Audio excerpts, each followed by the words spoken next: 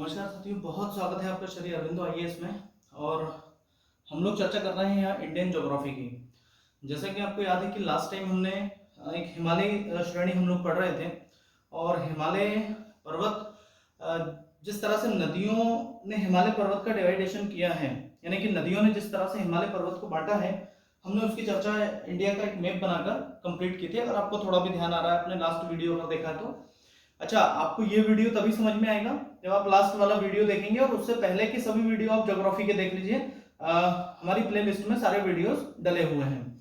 तो आइए इसको शुरू करते हैं हम लोग। हमारा आज का जो चैप्टर है वो है प्रायद्वीपीय भारत, पेनिनसुलर प्लेटो, प्रायद्वीपीय भारत। ठीक, अच्छा, प्रायद्वीपीय भारत भी क्यों कहा जा रहा है इसको? इसे प्रायद्वीपीय भारत इसलिए कहा जाता है क्योंकि जब कोई द्वीप समूह तो नहीं बोलेंगे, जब कोई भूमि का टुकड़ा या भूमि का कोई स्थान तीन तरफ से जब पानी से घिरा हुआ हो तो वह कहलाता है प्रायद्वीप। और अगर उसके चारों तरफ पानी हो और बीचों बीच में कोई द्वीप है तो उसे कहा जाता है द्वीप, या द्वीप बहुत सारे कई सारे द्वीप हो तो द्वीप समूह। ये वाला कंसेप्ट क्लियर है? फिर से सुनिए, अगर कोई भूमि का टुकड़ा तीन ओर से पानी से घिरा हुआ है और एक तरफ भूमि है तो उसे प्रायद्वीप कहा जा रहा है। तो इसलिए इंडिया के निचले वाले हिस्से को प्रायद्वीप कहा जाता है। ठीक है, इसी प्रकार अगर कोई द्वीप समूह चारों तरफ से पानी से घिरा हुआ है तो उसे हम लोग द्वीप समूह ही बोलेंगे, उसे हम लोग बोलेंगे आइलैंड या द्वीप समूह। ये वाला कंसेप्ट क्लियर है? तो आइए प्रायद्वीपीय भारत की हम लोग चर्चा करें। जैसे कि एक मैप आपको दिखाई दे रहा है, आप ध्यान से उस मैप को देखिए। पहले मैं सारी चीजें आपको एक्सप्लेन कर दूं, उसके बाद हम लोग उसमें आगे चर्चा करेंगे कि ये हमने मतलब एग्जाम के पॉइंट ऑफ व्यू से क्या इंपॉर्टेंट इसमें है, वो सारी चीजें हम लोग इसमें देखते हैं। तो आप लोग इस वीडियो को ध्यान से देखिएगा। सबसे पहले ऊपर से शुरू करते हैं। इसको राजस्थान वाला जो इलाका दिखाई दे रहा है, वहां अरावली पर्वत श्रृंखला, ये वाला हिस्सा मैं इसमें ड्रॉ भी करते जा रहा हूं साथ में। यह अरावली पर्वत श्रृंखला है। अरावली पर्वत श्रृंखला पर ही आबू पर्वत है, ये सुना होगा आपने, आबू की पहाड़ियां, इसको मैं लिख दूं आबू पर्वत। और इस आबू पर्वत की सर्वोच्च शिखर है गुरु शिखर। ठीक है, ये क्वेश्चन एग्जाम में कई बार पूछा गया है। अरावली पर्वत का जो पीक पॉइंट है वो आबू पर्वत, और आबू पर्वत का भी जो पीक पॉइंट है ना, सबसे हाईएस्ट चोटी है, उसे हम लोग बोल रहे हैं गुरु शिखर। और ये अरावली पर्वत की सर्वोच्च चोटी या सबसे ऊंची चोटी है, ये याद रखना है। और मैंने उसकी हाइट लिख दी है वहां 1722 मीटर, 1722 मीटर। ठीक है, तो ये हो गई अपने अरावली पर्वत की सर्वोच्च शिखर की बात। नीचे सौराष्ट्र गुजरात वाला हिस्सा क्यों फेमस है? यहाँ एक नेशनल पार्क है गिर, वो बहुत उसके लिए फेमस है, और गिर एशियाई शेरों के लिए फेमस है, ये याद रखना है। चलिए आगे नीचे की तरफ बढ़े। इसमें स्टेट आपको याद है सभी। गुजरात से नीचे की तरफ आएंगे महाराष्ट्र, उससे नीचे आएंगे गोवा, से नीचे आएंगे कर्नाटक, इधर केरल, फिर इस तरफ बढ़ेंगे तो तमिलनाडु, आंध्र प्रदेश, ओडिशा, और हमें केवल यहां तक की आवश्यकता है, और बीच में तेलंगाना। इस तरफ से शुरू करते हैं। देखिए आप ध्यान से, कलसुबाई लिखा हुआ है और महाबलेश्वर लिखा हुआ है। ठीक है, 2 पॉइंट ये लिखे, डिटेल में पूरा समझाते जाता हूं। पहले देखते जाइए, महाबलेश्वर के नीचे की तरफ जैसे बढ़ेंगे हम लोग कर्नाटक की तरफ, तो हमें दिखाई देगा कर्नाटक का पठार। ठीक है, कर्नाटक का पठार, और इस कर्नाटक पठार यानी प्लेटू, कर्नाटक का पठार, और कर्नाटक के पठार के ठीक यहाँ पर, हालांकि मैंने बाहर बना दिया उसको, बाबा बुदान की पहाड़ियां, ये क्वेश्चन पूछता है। तो कर्नाटक का निचला हिस्सा, ये वाला जो हिस्सा ये है बाबा बुदान की पहाड़ियां। क्लियर कंसेप्ट है? आगे बढ़ रहे हैं। कद्रेमुख फेमस खदान है कर्नाटक में, क्यों फेमस है आप कमेंट्स बॉक्स में लिखिएगा कि कद्रेमुख कर्नाटक में क्यों फेमस है। और नीचे की तरफ बढ़े तो अन्नामलाई, अन्नामलाई से नीचे केरल में जाएंगे इलायची की पहाड़ियां, और इलायची की पहाड़ियों का सबसे दक्षिणतम बिंदु दिखाई दे रहा है कार्डामम, बाहर लिख रहा हूं मैं उसको, कार्डामम। ठीक है, कार्डामम, ये इलायची की पहाड़ियों का सबसे दक्षिणतम हिस्सा है, और अगर माना जाए तो भारत का सबसे दक्षिणतम हिस्सा भी इसे हम लोग बोल सकते हैं। आगे बढ़ रहे हैं उसी वाली श्रृंखला में, और बीच में देखिए आप थोड़ा सा इसे, ये लिखा हुआ है नीलगिरी की पहाड़ियां, क्योंकि पूरी पर्वत श्रृंखला है नीलगिरी की पहाड़ियां।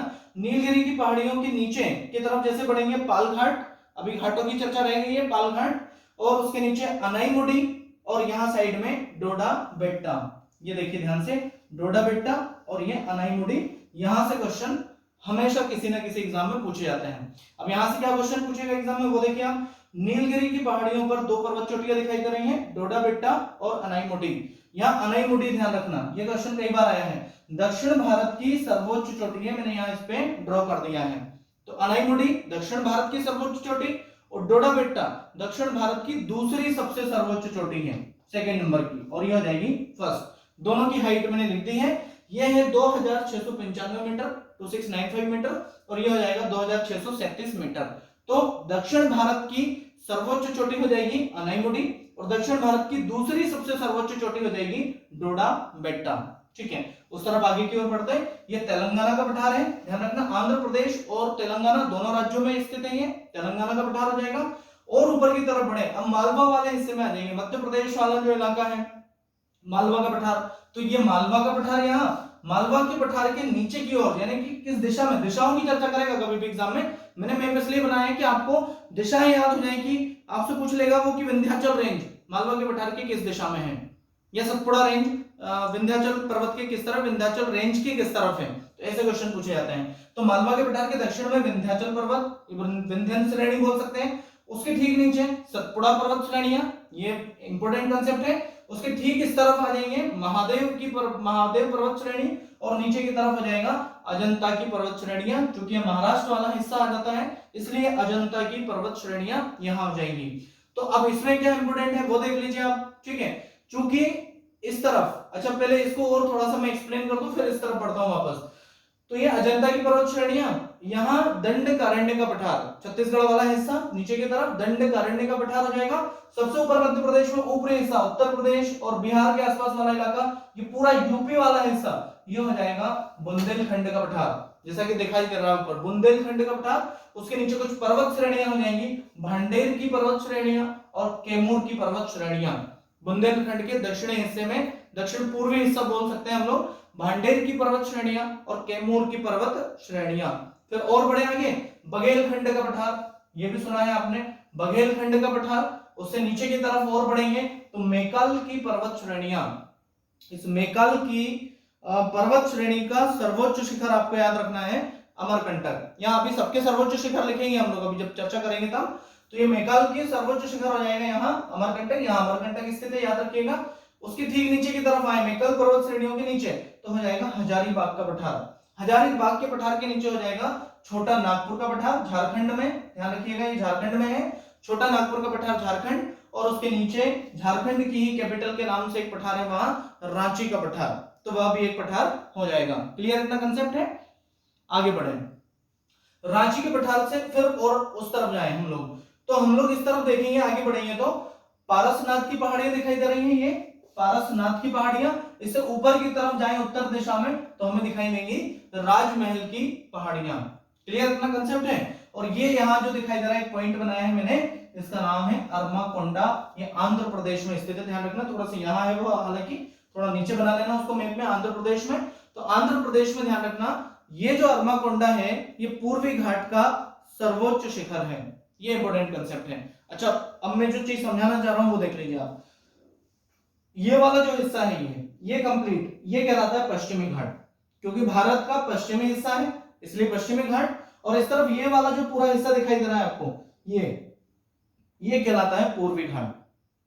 पश्चिमी घाट देखिए आप, पश्चिमी घाट की जो कुल लंबाई है, यानी यहां से शुरू हो रहा है पश्चिमी घाट राजस्थान, इस तरफ और नीचे जाए गुजरात से, इस तरफ से नीचे की तरफ जाते हैं तो यहां तक इसकी कुल लेंथ है 1600 किलोमीटर। ये 1600 किलोमीटर लंबाई वाला एक पूरा घाट है, याद रखना। और इस घाट की जो एवरेज हाइट है, जो औसत ऊंचाई रखी गई है, ये लगभग है 1200 मीटर के आसपास है। ध्यान रखिएगा, दो अलग अलग क्वेश्चन है। 1600 किलोमीटर कुल इसकी लंबाई है पश्चिमी घाट की, और लगभग 1200 मीटर के आसपास इसकी हाइट है।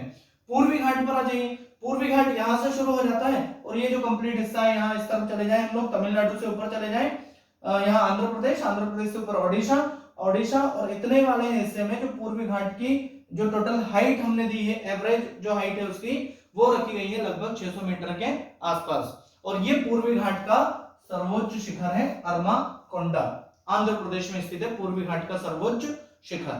क्लियर कंसेप्ट है पूरा? टेबल एक बार, ये जो मैप है उसको एक बार फिर से आप देख लीजिए ध्यान से। और कार्डामम, यहाँ से जो मोस्ट इंपोर्टेंट क्वेश्चन है वो डोडा बेट्टा एक पूछा जाता है, अनाईमुडी, कार्डामम, ठीक है, अन्नामलाई, बाबा बुदान की पहाड़ियां, कलसुबाई, ये महाबलेश्वर की सर्वोच्च चोटी है। अभी हम लोग 2 द पॉइंट नोट भी कर रहे हैं इस पूरे को। आप इस वीडियो को पॉज कीजिएगा और ये मैप आप ड्रॉ कर सकते हैं। ठीक है, मैप ड्रॉ करने के बाद हम लोग एक एक पॉइंट की तरफ आगे की तरफ बढ़ रहे हैं, ध्यान रखिएगा। तो हम लोग देखें कि इसमें एक एक पॉइंट की चर्चा कर लें हम लोग कि किसके बारे में क्या इंपॉर्टेंस है वो देख लीजिए आप। सबसे पहले हम लोग शुरू करें, इसमें मैं इस मैप को मिटा रहा हूं, आप चाहें तो इसको बना सकते हैं। हम लोग शुरू करते हैं इसमें सबसे पहले अरावली पर्वत से। तो टू द पॉइंट में उसको नोट कराते जा रहा हूँ, ध्यान से देखिएगा। मैं इसको मिटा रहा हूँ। हम लोग देखते हैं इसमें सबसे पहले अरावली की पर्वत श्रेणियां। और ध्यान रखिएगा ये हम लोग किसकी चर्चा कर रहे हैं, हम लोग बात कर रहे हैं प्रायद्वीपीय पठार की।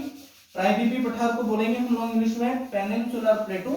और प्रायद्वीपीय पठार, प्रायद्वीपीय जो भारत है वो प्रायद्वीपीय क्यों कहा जा रहा है, इसकी चर्चा हमने शुरू में कर ली है। आइए टू द पॉइंट एक एक पॉइंट नोट करते जाते हैं। सबसे पहला वाला देखिए आप, नंबर 1 सबसे ऊपर है, चूंकि वहीं से शुरू करें हम लोग। नंबर 1 हो जाएगा आपका अरावली पर्वत। ठीक है, राजस्थान से शुरू हो रहा है।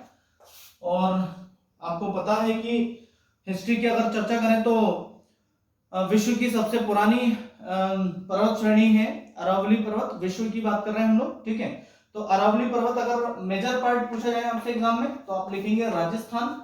ठीक है, नोट्स बनाते जाइए, साथ में लिखते जाइए राजस्थान। और इसकी सबसे ऊंची चोटी हो जाएगी, अरावली पर्वत की सबसे ऊंची चोटी हो जाएगी गुरु शिखर। ठीक है, ये लिख लीजिएगा आप, गुरु शिखर।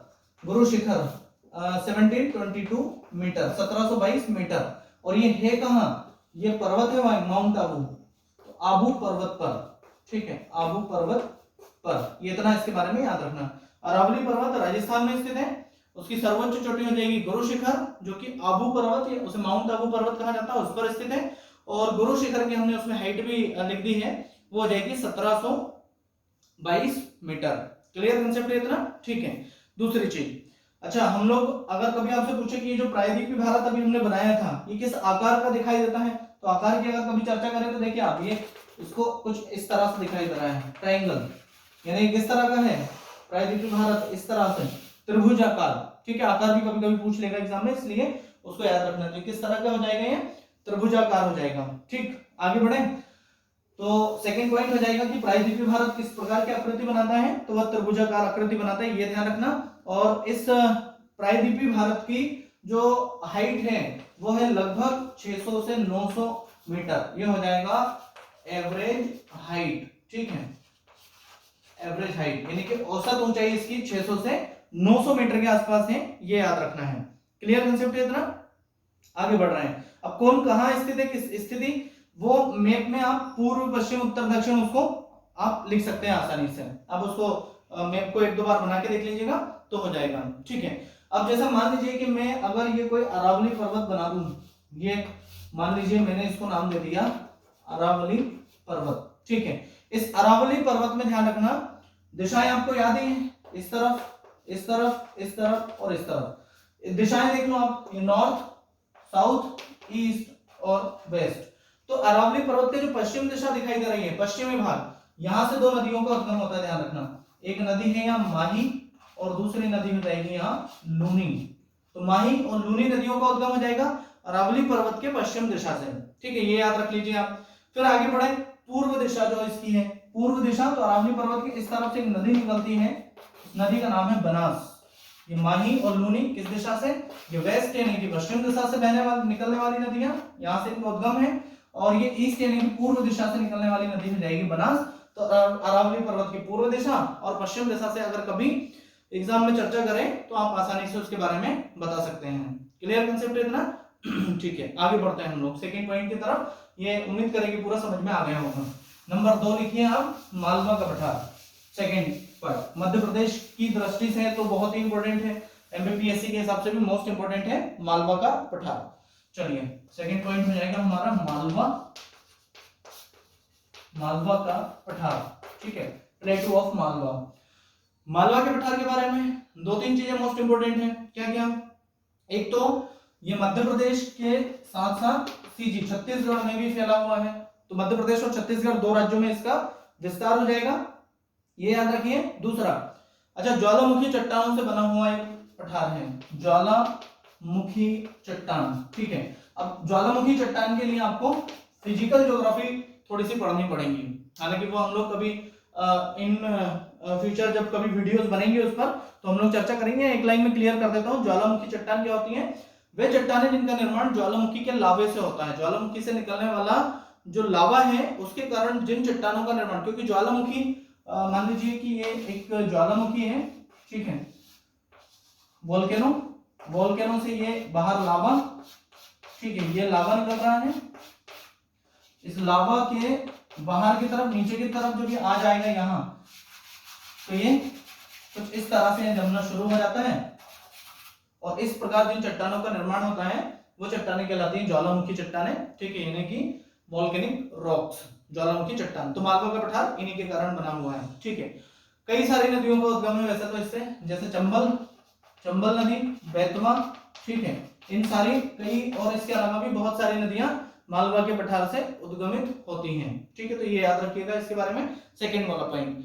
थर्ड वाले पॉइंट की तरफ चले हम लोग, नंबर 3, इसके बारे में इतना ही याद रखना है। नंबर 3 हो जाएगा मेकल पर्वत या मेकल पर्वत श्रेणियां, ठीक है। उसको नंबर 3 हम लोग नाम दे दें मेकल का पठार, ठीक है, प्लेटू ऑफ मेकल। तो मेकल के पठार के बारे में एक दो चीजें याद रखनी बस।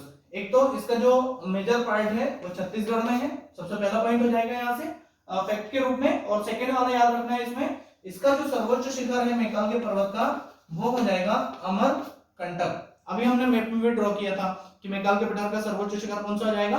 अमरकंटक। और इस अमरकंटक की अगर हाइट कभी आपसे एग्जाम में पूछ ले तो हो जाएगा 1036 मीटर, ठीक है, 1036 मीटर इसकी हाइट है लगभग। ये आपको याद रखना है, किसकी? अमरकंटक की। अमरकंटक किसका सर्वोच्च शिखर है? वो हो जाएगा मेकल के पठार का सर्वोच्च शिखर। लेकिन इसका मेजर पार्ट कहाँ स्थित है? छत्तीसगढ़ में। लेकिन ऐसा नहीं कि केवल छत्तीसगढ़ में, ये मध्य प्रदेश में भी फैला हुआ है, उसके बारे में ये भी याद रखना है। क्लियर कंसेप्ट है? आगे बढ़ रहे हैं। नंबर 4 पॉइंट लिखे आप, छोटा नागपुर का पठार। ये टू द पॉइंट नोट करा रहा हूं बस मैं इसको। नंबर 4 हो जाएगा छोटा नागपुर का पठार, ठीक। छोटा नागपुर का पठार कहाँ स्थित है? रांची, ठीक है, झारखंड बोल सकते हैं उसको हम लोग, रांची झारखंड में। और ध्यान रखना यहाँ जैसे झारखंड ही बोलिए आप, तो झारखंड की कैपिटल है हालांकि रांची, तो झारखंड में स्थित है। झारखंड में ध्यान रखना रांची का जो पठार है इसे कहा जाता है भारत का रूर याद रखना है, ठीक है, भारत का रूर कहा जाता है।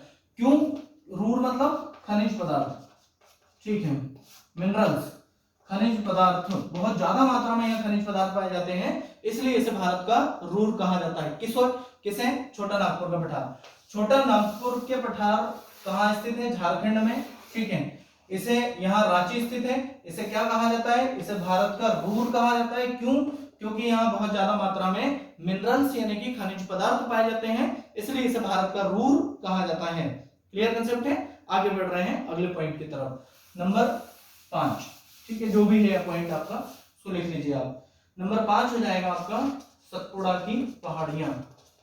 सतपुड़ा की पहाड़ियां, चलिए, सतपुड़ा की पहाड़ियां मध्य प्रदेश में। सबसे फर्स्ट पॉइंट तो ये याद रखिए। सेकंड, किन चट्टानों से बना है? अभी लिखा था हमने ज्वालामुखी चट्टानें, वोल्केनिक रॉक्स, तो ज्वालामुखी चट्टानों से इनका निर्माण हुआ है, ये याद रखना है। अगले पॉइंट की तरफ चलें। यहाँ की इस सतपुड़ा की पहाड़ी की सर्वोच्च चोटी हो जाएगी सर धूपगढ़। ये मालूम ही है आपको कहाँ है, ये पचमढ़ी में है, ठीक है। और इसकी हाइट अगर धूपगढ़ की कभी पूछे तो हो जाएगा 1350 मीटर। फिर से सुनिए क्या कहा मैंने कहा है सतपुड़ा की पहाड़ी मध्य प्रदेश में स्थित है, मेजर पार्ट उसका, और ये ज्वालामुखी चट्टानों से बना हुआ है, निर्मित है। और सतपुड़ा की पहाड़ियों की सर्वोच्च चोटी हो जाएगी धूपगढ़, ठीक है। धूपगढ़ कहाँ स्थित है? धूपगढ़ पचमढ़ी में स्थित है। और पचमढ़ी का अगर जिला पूछे तो होशंगाबाद है, ध्यान रखना भैया, होशंगाबाद, ठीक है। और इस धूपगढ़ की हाइट हो जाएगी 1350 मीटर। और ध्यान रखना एक और चीज, ये धूपगढ़ जो पचमढ़ी की सर्वोच्च चोटी होने के साथ साथ, यानी कि सतपुड़ा की सर्वोच्च चोटी होने के साथ साथ मध्य प्रदेश की भी सबसे ऊंची चोटी है। तो मध्य प्रदेश की सबसे ऊंची चोटी अगर कभी एग्जाम में पूछ ले तो धूपगढ़ हो जाएगा, उसकी हाइट हो जाएगी 1350 मीटर। क्लियर कंसेप्ट है? और ध्यान रखना 21 पर्वत पर है, ये भी एक और क्वेश्चन यहाँ से बनता है। यानी धूपगढ़ पचमढ़ी में, पचमढ़ी और धूपगढ़ किस पर्वत पर स्थित है? तो यहाँ पर्वत है महादेव, हमने मैप में ड्रॉ किया था। फिर से क्वेश्चन सुनो, कंफ्यूज हो रहे हैं। महादेव पर्वत पर धूपगढ़ स्थित है और धूपगढ़ की ऊंचाई हो जाएगी 1350 मीटर। यानी कि सतपुड़ा पर महादेव, महादेव की सर्वोच्च चोटी धूपगढ़। अब कंसेप्ट क्लियर है। फर्स्ट पर रखते हैं सतपुड़ा, सतपुड़ा से सीधा पहुंचे महादेव, महादेव से धूपगढ़। इस तरह से उसको सीक्वेंस में याद रखना है। बढ़े आगे अगले पॉइंट की तरफ, नंबर 6। ठीक है, इसी में अगला वाला पॉइंट, ये टू द पॉइंट नोट करते जाइए। एमपीपीएससी मेंस के 3 नंबर क्वेश्चन को निश्चित रूप से कवर करेगा पूरा पॉइंट। अगला हो जाएगा नंबर 6 हमारा पश्चिमी घाट। जैसे कि मैंने अभी बताया था आपको, हम इसी तरफ बढ़ रहे हैं धीरे धीरे। पश्चिमी घाट के बारे में मैंने 2-3 चीजें बताई थी।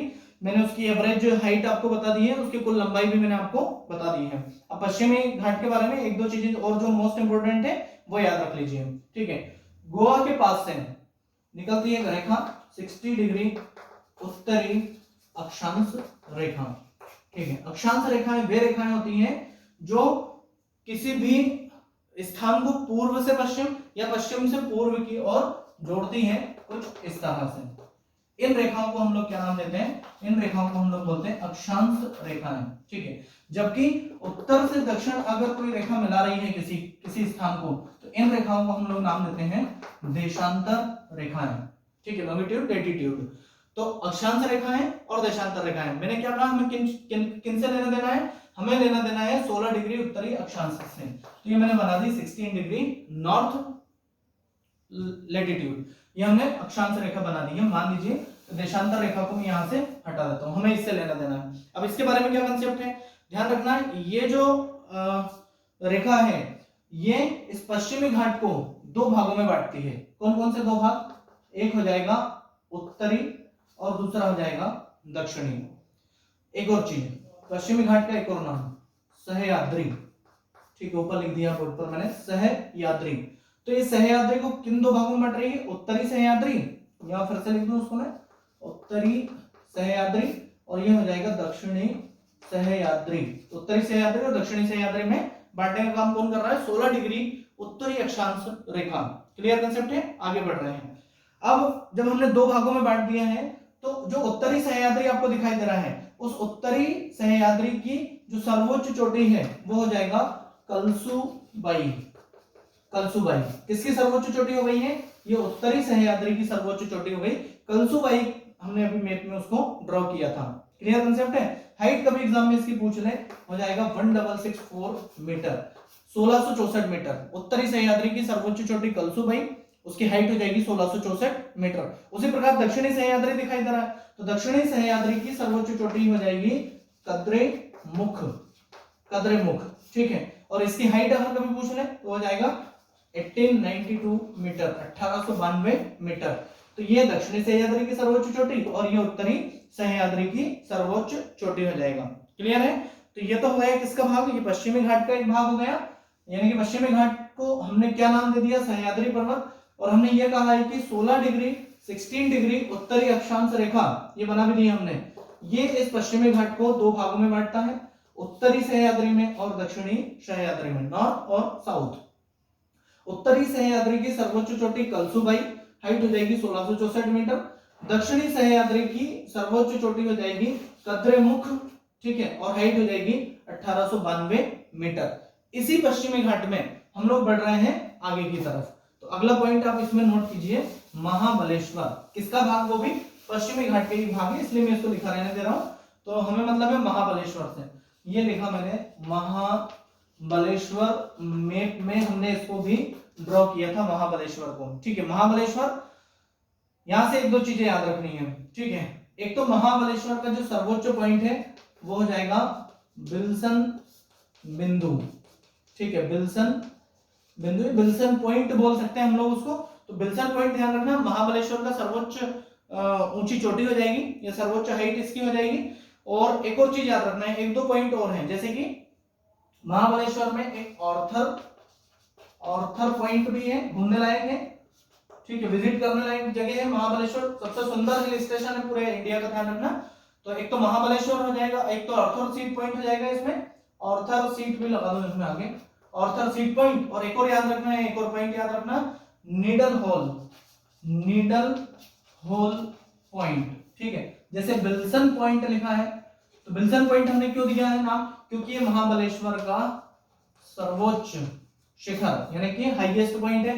इसके अलावा और अन्य पॉइंट कौन कौन से महाबलेश्वर में, ऑर्थर सीड पॉइंट और needle hole point. Clear concept है, आगे बढ़े इसी में और ठीक है। अच्छा यहाँ से इस महाबलेश्वर से ध्यान रखना 5 नदियों का उद्गम होता है भारत की महत्वपूर्ण, अगर आप कभी एग्जाम में पूछ ले तो कौन कौन सी, कृष्णा, सावित्री, वेन्ना, गायत्री और कोयना। लिख देता हूं मैं आपको, कृष्णा, सावित्री, ठीक, कोयना, गायत्री, कृष्णा, सावित्री, कोयना, गायत्री और एक और याद रखना आप इसमें वेन्ना, वेन्ना, ठीक है। इन 5 नदियों का उद्गम कहां से होता है, महाबलेश्वर से होता है। ये महाबलेश्वर के बारे में कंसेप्ट क्लियर हो जाएगा पूरा आपका। फिर से देख लीजिए आप, महाबलेश्वर पश्चिमी घाट का एक और पॉइंट, महाबलेश्वर की सर्वोच्च चोटी विल्सन पॉइंट। विल्सन पॉइंट के अलावा महाबलेश्वर में और क्या क्या स्थित है, एक ऑर्थर सीड पॉइंट भी स्थित है, नीडल होल पॉइंट भी स्थित है। इसके अलावा महाबलेश्वर से 5 नदियों का उद्गम होता है, कौन कौन सी, कृष्णा, सावित्री, कोयना, गायत्री और वेन्ना। ये इन नदियों का उद्गम वहां से होता है। बड़े आगे की तरफ, ठीक है। अगला चले हम लोग दक्कन का पठार, तो हटा रहा हूं मैं, आप वीडियो पॉज करके भैया लिखते जाइएगा, पॉइंट बनाते जाइएगा, नोट्स बनाते चलिएगा साथ में, तो आगे आपको दिक्कत नहीं आएगी। अगला वाला लिख रहे हैं हम लोग सर, दक्कन का पठार, दक्कन का पठार, ठीक है। अंग्रेजों के समय से ही दक्कन बहुत फेमस रहा है, बल्कि इवन अंग्रेजों से भी पहले की बात करें, मुगलों के समय से, क्योंकि कई सारे सम्राट तो इंडिया में ऐसे रहे जो दक्कन को जीत ही नहीं पाए, ठीक है, वहां तक पहुंच ही नहीं पाए वो। तो दक्कन को जीतना एक बड़ी चुनौती पुराने समय में होता था। तो दक्कन का पठार कहाँ स्थित है, ये याद रखें सबसे पहले तो उसका विस्तार हो जाएगा महाराष्ट्र में, मेजर पॉइंट उसका महाराष्ट्र में, ठीक है। किन से बना, वही ज्वालामुखी चट्टानों से, ज्वालामुखी चट्टान यानी कि वोल्केनिक रॉक्स या वोल्केनिक रॉक्स से बना हुआ है, ज्वालामुखी चट्टानों से बना हुआ है। अच्छा, ये जो पठार दिखाई दे रहा है आपको दक्कन का पठार, इसका जो पूर्वी भाग है वो कहलाता है विदर्भ। दक्कन के पठार का पूर्वी भाग को हम लोग क्या नाम देते हैं, विदर्भ नाम देते हैं, ध्यान रखना। विदर्भ बहुत चर्चा में रहता है, आप सुनिएगा कभी न्यूज में उसके बारे में, ठीक है। बड़े आगे की तरफ आगे बढ़ रहे हैं हम लोग। अगला पॉइंट है हमारा धारवाड़ का पठार, ये बस इनको ऐसे ही नोट करते जाइएगा, धारवाड़, ठीक है, धारवाड़ का पठार। धारवाड़ के पठार के बारे में क्या इंपोर्टेंस है, तो सबसे पहले तो उसकी विस्तार देख लीजिए कि उसका विस्तार कहाँ है, यह है कर्नाटक में, धारवाड़ का पठार। अब इसके इंपोर्टेंट क्या है, यहां से क्वेश्चन बनता है, बाबा बुदान की पहाड़ियां बनाए हैं मैप में हमने, बाबा बुदान की पहाड़ियां, ठीक है। तो बाबा बुदान की पहाड़ियां धारवाड़ के पठार से किस तरफ है ऐसा पूछना है, तो इसकी पश्चिम दिशा में, धारवाड़ के पठार की पश्चिम दिशा में, वेस्ट में कौन है, बाबा बुदान की पहाड़ियां हैं, ये याद रखना उसमें, ठीक है। और एक और भी पहाड़ी स्थित है यहाँ इसी दिशा में, ब्रह्मगिरी, उसको मैप में ड्रॉ कर लेना आप साथ में, उसी के पास है ब्रह्मगिरी। तो बाबा बुदान की पहाड़ियां और ब्रह्मगिरी ये दोनों कहाँ स्थित हैं, ये धारवाड़ के पठार की पश्चिम दिशा में स्थित हैं। क्लियर कंसेप्ट है इतना, आगे बढ़ रहे हैं इसी वाली सीरीज में। और भी अगला वाला पॉइंट है मोस्ट इंपोर्टेंट, जहां से हमेशा क्वेश्चन बनते हैं, नीलगिरी की पहाड़ियां, ठीक है, नोट कीजिए उसको पॉइंट। अगला वाला नीलगिरी की पहाड़ियां, ये लिख दिया मैंने, नीलगिरी की पहाड़ियां सबसे आईएमपी चैप्टर है, ध्यान रखना एग्जाम के पॉइंट ऑफ व्यू से, यहां से निश्चित रूप से क्वेश्चन बनते ही बनते हैं। नीलगिरी के बारे में 2-3 चीजें मैंने मैप में ड्रॉ की थी, अगर आपको याद आ रहा हो, अन्नामलाई और डोडा बेट्टा, ठीक है, और उसमें याद आ रहा होगा आपको अनाईमुडी, ठीक। तो मैं उसको कुछ डायरेक्ट लिखते जाइए आप तो उसके बारे में। और हमने ये बताया था कि दक्षिण भारत की सर्वोच्च चोटी उसमें से कौन सी थी, ये भी हम लोग चर्चा कर चुके हैं। तो दक्षिण भारत की सर्वोच्च चोटी हो जाएगी अनाईमुडी। 2 चीजें याद रखना, अनाईमुडी, और मैंने अभी याद दिलाया था आपको डोडा बेट्टा, ठीक है। तो ये तो दक्षिण भारत की सर्वोच्च चोटी हो जाएगी ना, फर्स्ट नंबर पर सर्वोच्च चोटी, और ये हो जाएगी दक्षिण भारत की दूसरी सर्वोच्च चोटी, फर्स्ट हाईएस्ट पॉइंट और सेकंड हाईएस्ट पॉइंट। डोडा बेट्टा फर्स्ट वाला, अनाईमुडी और सेकंड वाला डोडा बेट्टा। क्लियर कंसेप्ट है इसके बारे में, ठीक है। इसी में आगे बढ़े, इसी के बीच में हमने बनाया था अभी, तो नीलगिरी पर्वत से जैसे जैसे हम लोग दक्षिण दिशा की ओर बढ़ते हैं, हमने दर्रा बनाया था पालघाट, ठीक है, दर्रा यानी पासेस, एक शहर से दूसरे शहर को जोड़ने वाला जो स्थानीय सड़क होती है वो दर्रे कहलाती है, पहाड़ियों को कटकर बनाई हुई सड़कें, वो अधिकतर भारत के उत्तर वाले हिस्से में स्थित हैं और कुछ पूर्वी हिस्से में भी स्थित हैं। ठीक है, दक्षिण वाला है यानी पश्चिमी घाट वाला जो हिस्सा है उसमें बहुत कम दर्रे हैं, थाल घाट, भोर घाट, पाल घाट, इस तरह से। तो उसमें हमने पाल घाट की बात की है। तो नीलगिरी से जैसे जैसे हम लोग दक्षिण दिशा की ओर जाते जाएंगे, यहाँ एक दर्रा मिलेगा हमें, या एक पासेस मिलेगा जिसे हम लोग नाम दे रहे हैं पालघाट दर्रा या पालघाट पासेस। और आगे बढ़े इसी में। ठीक है, तो जहां जिस स्थान पर हमारा जो पश्चिमी घाट है और पूर्वी घाट दोनों मिलते हैं, वहीं नीलगिरी की पहाड़ियां स्थित हैं। लिख देता हूं, ध्यान रखना, पूर्वी घाट, ठीक है, और पश्चिमी घाट, ये दोनों घाटों का कौन सा स्थल? मिलन स्थल। यानी दोनों घाट जहां मिलते हैं, यहाँ नीचे की तरफ मिलते हैं दोनों घाट, ये हमने बनाया था ड्रॉ में नीचे, ऐसे मैप में यहाँ नीचे। तो ये पूर्वी घाट और पश्चिमी घाट जहां मिलते हैं, दोनों का जो मिलन स्थल है, वहां कौन सी पहाड़ियां स्थित हैं? नीलगिरी की पहाड़ियां स्थित हैं। आप उसको नोट करते जाइएगा मेरे साथ साथ। ठीक है, इंपोर्टेंट क्वेश्चन है। फिर आगे और बढ़े इसी में, तो हमने इसमें देखा था आगे इलायची की पहाड़ियां, और इलायची की पहाड़ियों का भी सबसे दक्षिणतम हिस्सा हमने देखा था कार्डामम। तो यहाँ हो जाएगा इलायची की पहाड़ियां, मैप में दिखाई दे रहा है आपको, इलायची की पहाड़ी, और इलायची की पहाड़ी का सबसे दक्षिणतम हिस्सा हो जाएगा कार्डामम। इसकी चर्चा भी हमने कर चुके हैं। ये सब हम लोग उसमें देख चुके हैं, अभी हमने मैप में इसकी चर्चा की थी, हमने अभी एक मैप ड्रॉ किया था, उसमें ये सारी बातें हो चुकी हैं। क्लियर कंसेप्ट है इतना, इसमें कोई डाउट नहीं है किसी को भी। अब हम लोग बढ़े इसमें पूर्वी घाट की तरफ, अगर हालांकि उसकी आवश्यकता हमें बहुत ज्यादा नहीं है, पूर्वी घाट में केवल एक आध पॉइंट ही आपको नोट करना है, वो मैं लिख देता हूँ यहाँ, तो हटा रहा हूँ मैं। तो हमारा अंतिम जो पॉइंट हो जाएगा इसमें, वो हो जाएगा पूर्वी घाट। ये हो गया आपका पूर्वी घाट। ठीक है, पूर्वी घाट के बारे में एक ही बात याद रखनी है कि हमने उसको अभी उसका सर्वोच्च पॉइंट लिखा था मैंने, पूर्वी घाट का मैंने लिखा था अरमाकोंडा। ठीक है, अरमाकोंडा। अरमाकोंडा पूर्वी घाट का कौन सा भाग है? ये सर्वोच्च भाग है, ये याद रखना है।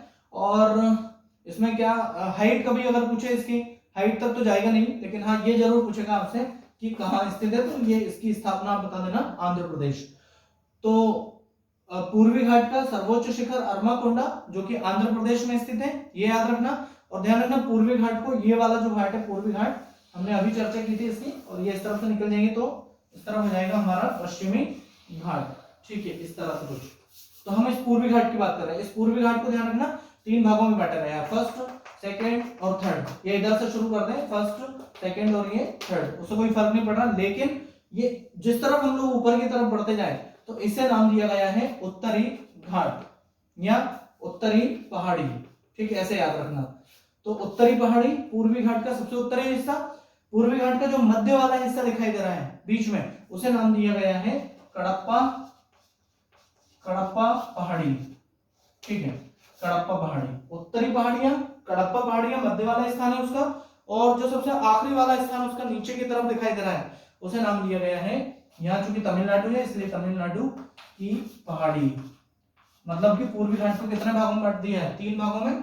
सबसे निचला हिस्सा तमिलनाडु की पहाड़ियां, बीच वाला हिस्सा कडप्पा की पहाड़ियां, और सबसे ऊपर वाला हिस्सा हो जाएगा उसका उत्तरी पहाड़ियां, यानी कि उसका उत्तर दिशा की ओर जैसे जैसे जाएंगे तो वो हो जाएगा उत्तरी पहाड़ियां। क्लियर कंसेप्ट है इतना? ठीक है, इसमें मेरे हिसाब से आपको कोई डाउट नहीं होना चाहिए। और ये जो डोडा बेट्टा और ये वाला जो पूरा हिसाब किताब है, यहाँ से वो निश्चित रूप से आपसे एग्जाम में क्वेश्चन पूछता ही पूछता है। और क्योंकि पश्चिमी घाट और पूर्वी घाट वाला जो मेजर पार्ट है पूरा एग्जाम के पॉइंट ऑफ व्यू से, यहाँ से निश्चित रूप से क्वेश्चन एग्जाम में बनते ही बनते हैं। तो आप लोग इसे अच्छे से एक बार, वीडियो अगर समझ में नहीं आ रहा है तो आप एक बार और देख लीजिए, एक बार फिर नहीं आ रहा तो आप 2 3 4 5 बार उस वीडियो को अच्छे से देखकर पूरा मैप आप अच्छे से दिमाग में बिठा लीजिए। निश्चित रूप से किसी भी एग्जाम में यहाँ से क्वेश्चन पूछे जाते हैं। ठीक है, तो हम लोग इसको खत्म करें।